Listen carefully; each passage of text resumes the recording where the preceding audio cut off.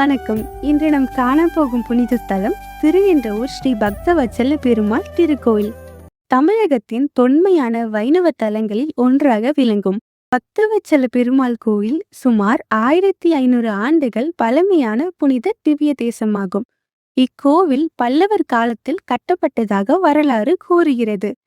பின்னர் சோழர்கள் மற்றும் விஜயநகர அரசர்களால் விரிவுபடுத்தப்பட்டது. இது 108 திவ்ய தேசங்களில் மிகவும் சிறப்புமிக்க தலமாக கருதப்படுகிறது.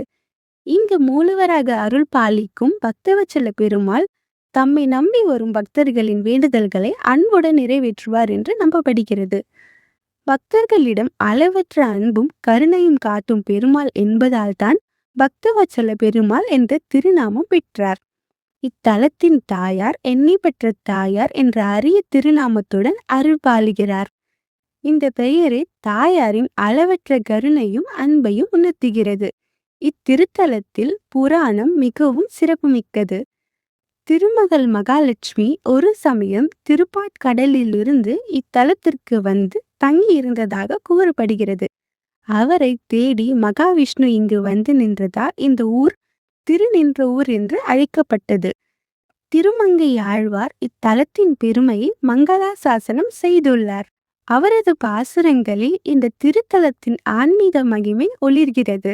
இக்கோவிலின் ராஜகோபுரம், அழகிய மண்டபங்கள், பழமையான கல்வெட்டுகள், திவ்யமான கருவறை இவை அனைத்தும் பக்தர்களுக்கு பரவசமான ஆன்மீக அனுபவத்தை தருகின்றன. சமீபத்தில் நடைபெற்ற மகா கும்பாபிஷேகம் மற்றும் அபிஷேக விழா இத்திருத்தலத்திற்கு புதுப்பொலிவை அளித்துள்ளது.